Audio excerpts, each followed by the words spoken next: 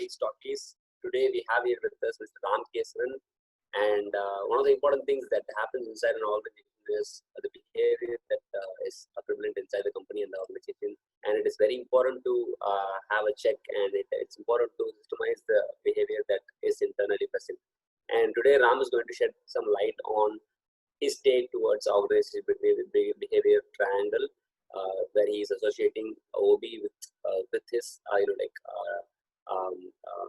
stature platform stature shape, that is triangle. And I give the platform to you, Ram. You can start presenting. Keep your video on, and you can share your screen right now. Thank you so much.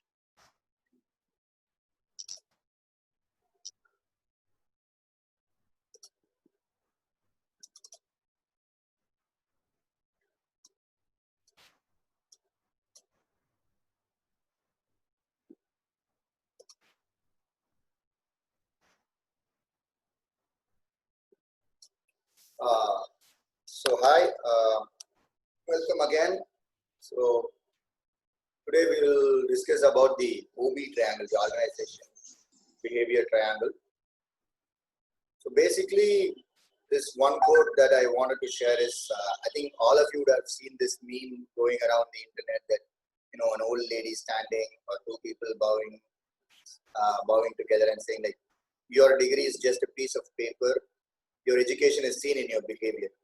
So even for any organization, its behavior is the most important, one of the most important factors, rather than any numbers that it can show. For example, you know, I have so much of turnover, so much of anything. But more than all of those things, the behavior, both internal and external, that the organization is going to do, plays a very important role. So what is organization behavior? So this is how Google's first definition of organization behavior comes as, it is a study that focuses on how organization behaves, how humans interact with each other, and also how they get the work done by communicating with themselves or with the other people or as a group of people.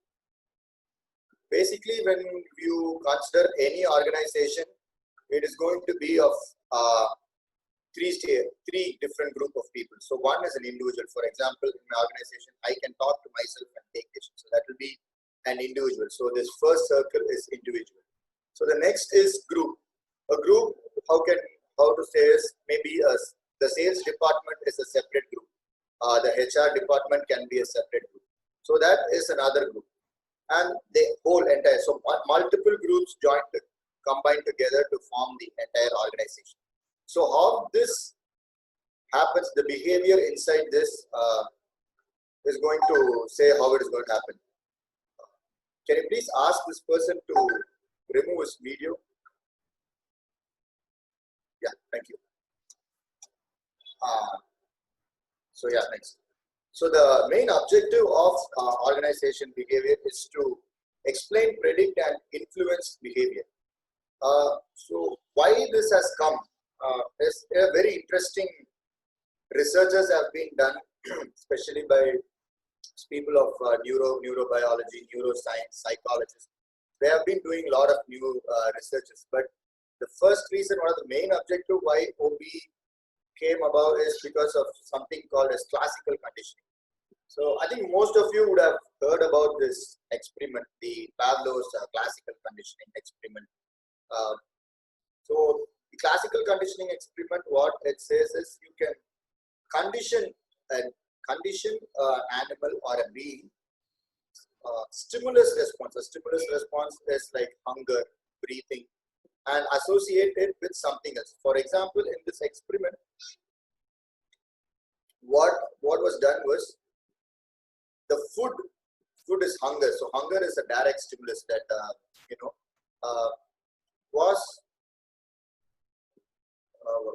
is being represented by ringing a bell. So the conditioning is, even without the food, the dogs will water his mouth. So it feels that there is food. So the senses, the perception, how it perceives is that even when there is bell, its brain actually says, okay, there is food, and the next sense happens. So animal or person. So when this word person came, it became very interesting. So now you know you can predict and influence human behavior. So when you're able to predict or influence human behavior, you can do a lot of things. So how it happened is, the first way of making it happen was the operant conditioning. The operant conditioning is, this is all your stimulus motion. Here you have all your non-stimulus. For example, you're writing, you're waking up time, dressing up. All these things comes in your operant conditioning, and one of the biggest and best examples of operant conditioning is our education system. A lot of many psychologists, revolutionists talk about the education system as a way of how a lot of people were made to work in factories or right now in IT parks. This is one of the major reasons why we have an education system like this. So now let's go directly into business. So the OB triangle. So an organization. So like every triangle that I say, an organization should have life, and life should have the soul, the body, and the mind. And I'm extremely sorry, in my previous presentations, instead of soul, I would have used the word heart. I think it should be replaced by the soul. So let's start. So the soul are the principles. The principles, what is it? Principles are basics, rules, and regulations, the ideologies that any organization has. So that is the principles of the organization. The body represents the people. The people are the actual doers or the movers or the communicators of any organization. So it comes up with the body, and at the end it's going to be the mind. So the mind is politics. How business and politics, we'll come to that. It is very interesting how business and politics actually works together. So okay, the soul. So when I Google the word principles, so these are all the list of definitions that came up. So fundamental truth or proposition, morally correct behavior and attitude, scientific theorem, source or basis of something, fundamental. So it's like more of something fundamental, the base, the basement, the origin, the reason why that organization or the organism survives is from the soul, the principle. It is the purpose to take it there. So the way in organization, how it is proposed is through various different communications methods. For example, every organization has its own vision and mission statement. They have their own SOPs. They have rules and regulations, targets. So these four are actually the main things how any organization gives its soul, makes its soul happen. So most of the time, the vision, mission does not change. It changes very rarely, but they try to make it not change. But the SOPs, the rules and regulations and the targets, they keep on changing. There is always, change based on the market condition or based on people condition. The other three continuously changes. And why these four things is, if you have seen the business triangle, the sales and marketing. Your sales and marketing are worked by your targets. Your rules and regulations are for your human resource management.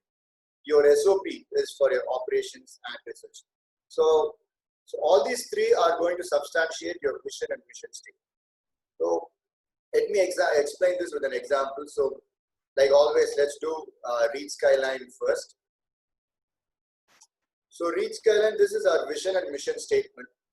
So our basic vision of our company is to make every business in the world embrace digital. So the idea behind the reason why we started the company initially 2 years or 3 years back was to use digital marketing as a tool for business for all levels. And right now, as a company in this 3 years, we have learned more, we have grown more.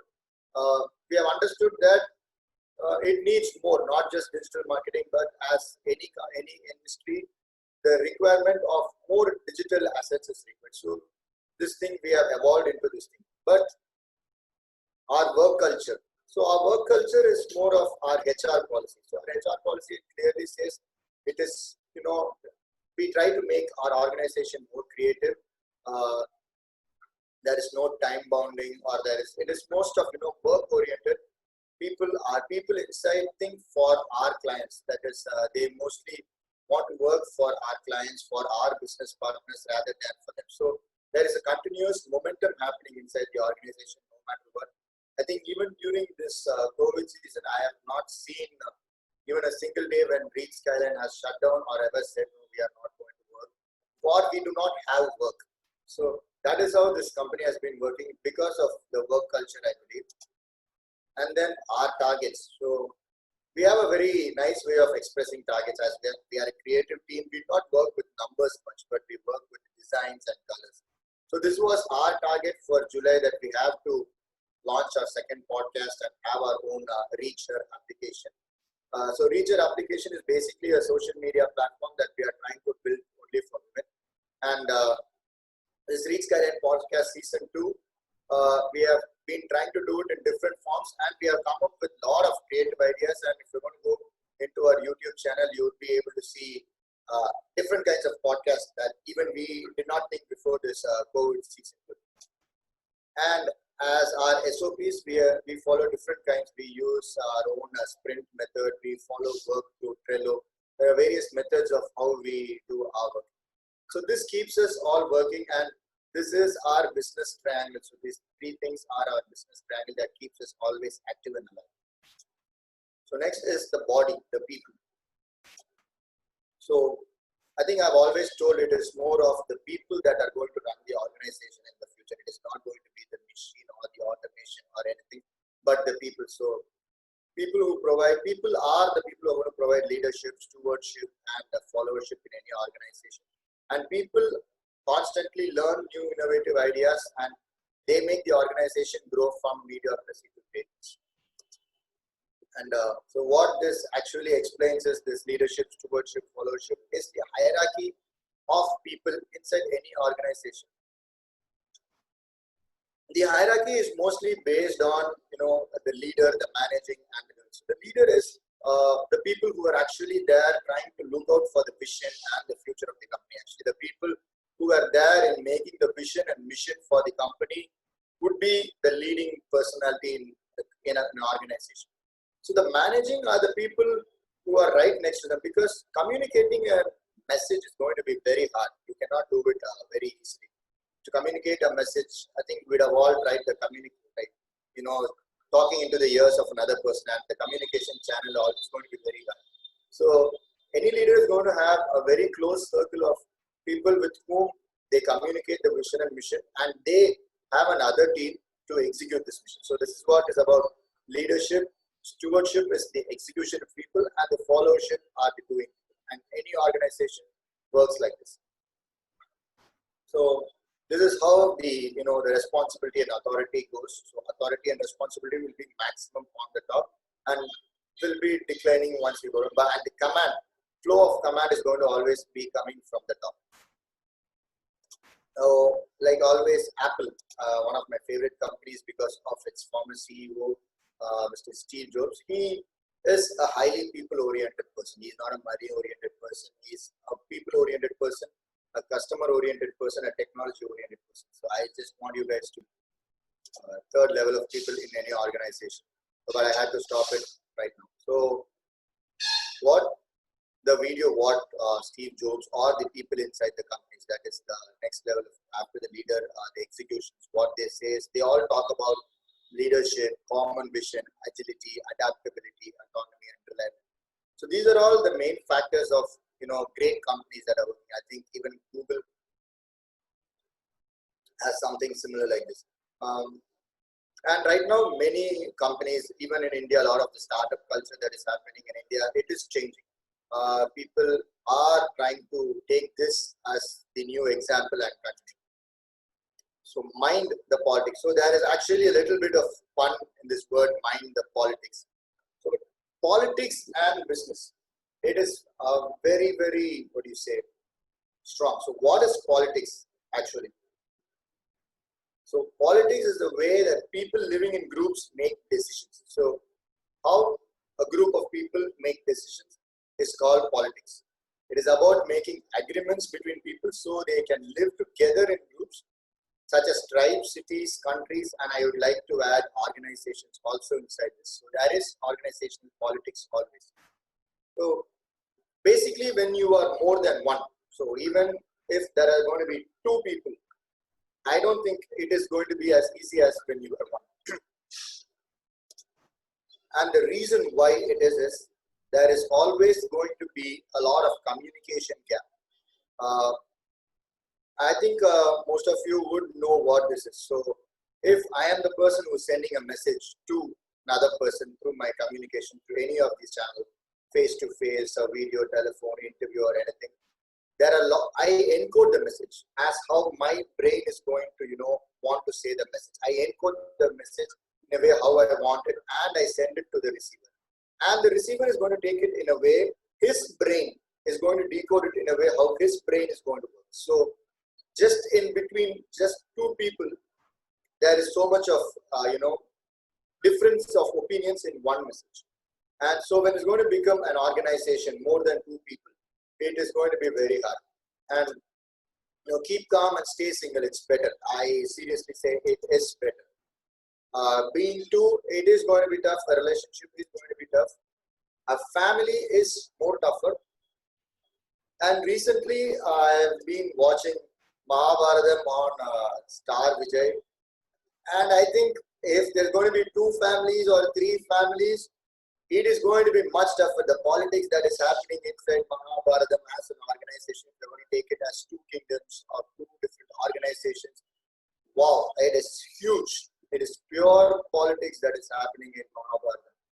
I don't think it's about dharma or about anything. It is just about politics, how do organizations work.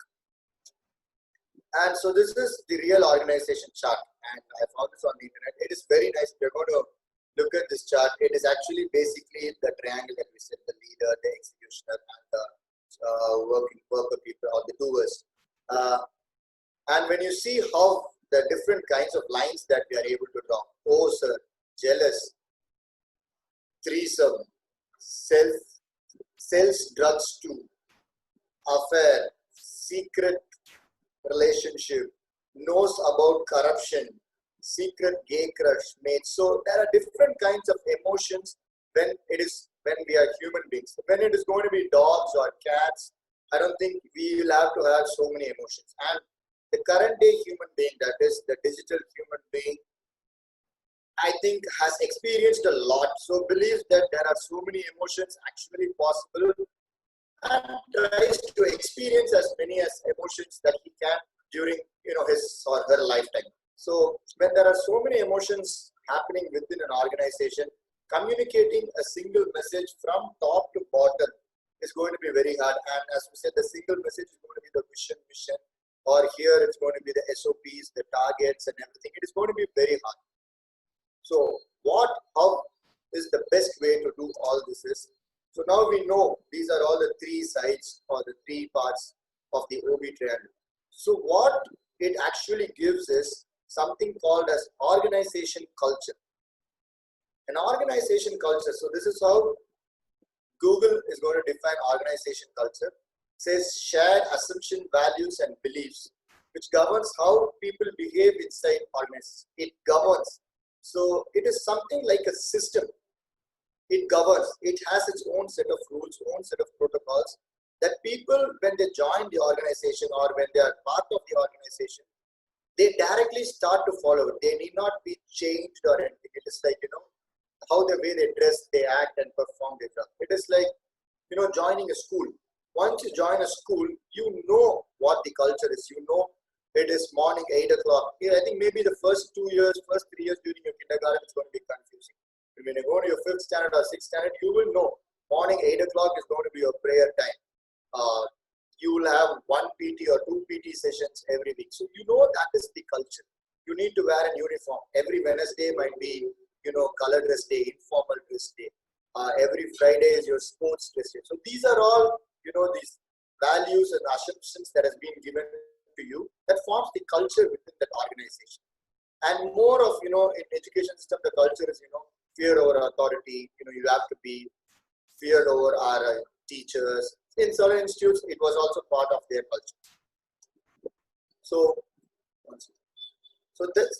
the major 4 cultures that are, prevalent within organizations are the clan culture, the adhocracy culture, the market culture, and the hierarchy culture. So let's go deep into each culture.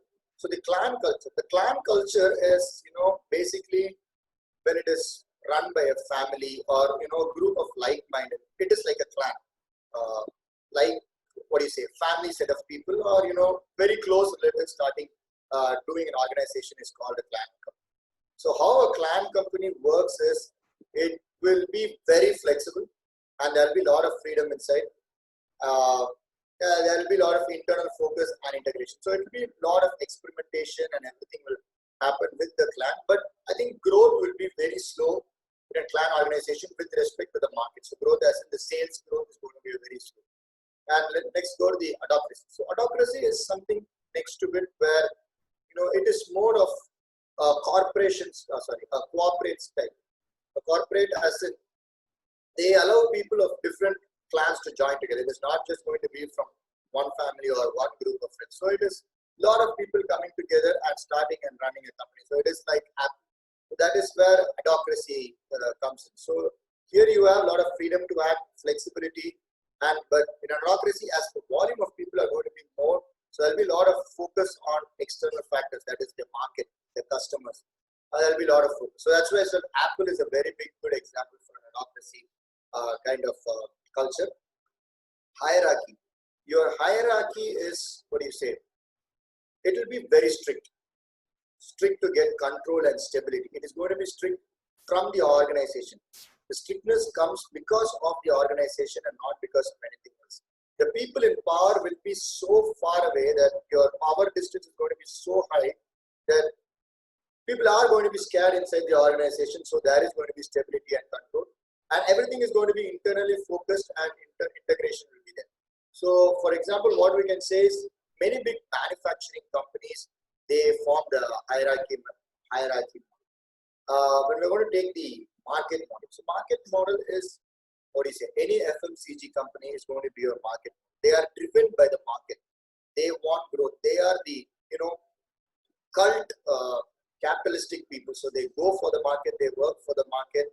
They will be very fast, they will be very agile, they will want to change, they will want to switch, but they will be competing a lot inside into the market.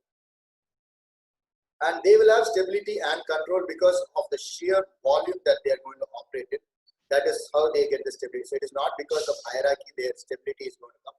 It comes because of the size and volume that they are going to operate. So from my experience with certain companies in my consulting or during my 6 years of experience in business, I have met certain people and worked with certain companies. So Clan. So this is a 3D printing company that I worked with, I think back in 2017 or 18, not sure. So they are a 3D printing company. It is run by a father and daughter. Their recruiting is very, nice. They recruit people only from their own territory or from their relatives. That is how their company works. They have good technology. They are very, what do you say? If you can do anything inside the company, any person inside the company has the right to do anything. So they give that much of freedom. So people are so independent inside the company. But when an outside person comes, no, it is not allowed. So the clan is very closed, and inside they are very effective. And when an outside person comes, they are not ready to accept.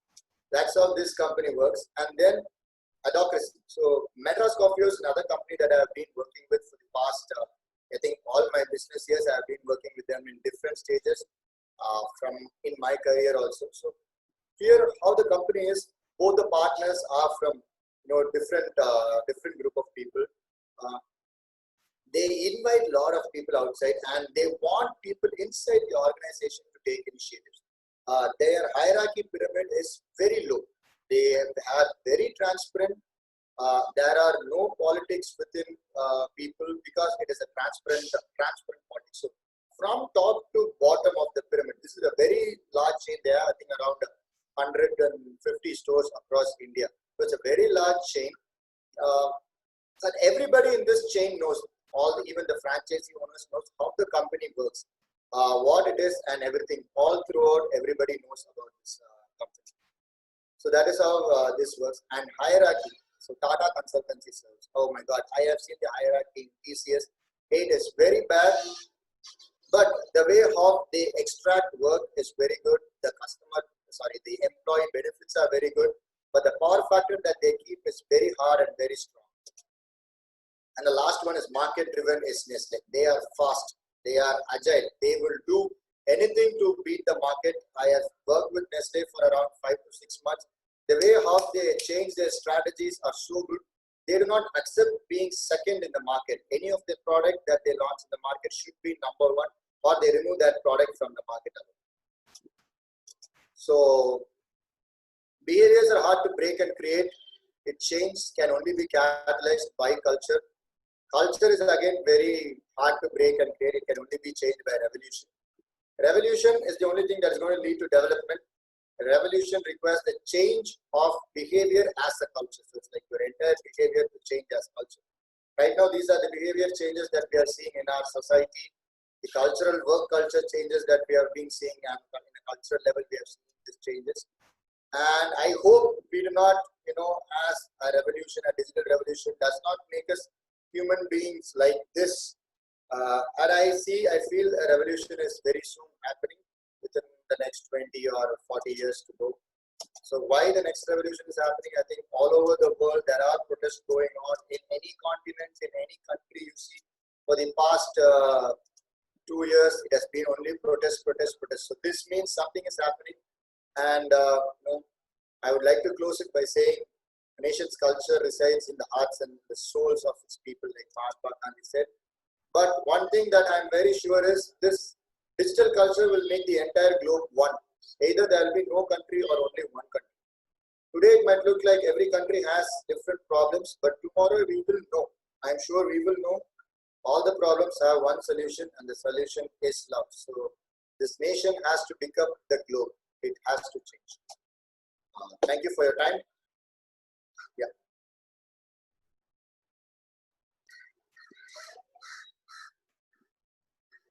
Thank you so much, Ram. I think starting from an organization, you went to a nation and spreading love. So it was like all-around emotional roller coaster for us. And today we covered a lot of topics that talk about significant factors that happen in an organization. So I have one basic doubt where we talk about organizational politics, and you said that even though there is a certain expected thing, but the reality is often very clustered, and you can't basically connect change it in a different way. So I think one of our professors, Dr. Satya Kumar, always says that there is a gray point communication that happens in a lot of companies. So what do you think? Is it okay to have a mixed company, or is it okay that the companies are as messed up as they are, and for their effective communication or effective organization? So I think politics is very necessary in any organization. Without politics, I don't think even human beings can exist. Even in children, if there are going to be 3 children and 1 lollipop, politics is going to exist. There is no way, that is human nature, I believe, is politics.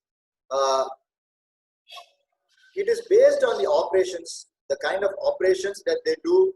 Different styles of politics should be, taken in by the leader of the organization. So you cannot say no to politics, but different styles of politics, political leadership should be taken based on the operations that the organization is doing. You cannot try to, be a Lucifer's leader in a big manufacturing plant. I don't think that there's going to be chaos inside. So it should be based on the kind of operations that you do. And these problems or small organizational problems need to have, I think, different solutions based on the leadership. So it is okay for the politics to exist, but it is substantially equal for the leader to be, knowledgeable enough to handle the politics. So it's not going to be the politics. Yes, so the leader should be the person who established the culture of politics. Politics is a culture. How the people react is the culture. How the people react is going to be the politics. So the leader's duty is to, establish that within the organization. So politics is how, for example, in India, BJP bought the politics of Muslimism inside India. I don't think before that it existed so much. But now, because of the leader's role, now it is being talked upon more, and it has become a culture within the country. So it is the leader's role to decide what the politics should be inside the country or the organization. Right. Okay. So we have another 4 minutes for the session. If anybody has any questions in terms of the presentation Ram just gave, you can shoot it out, and he can conclude with the last question.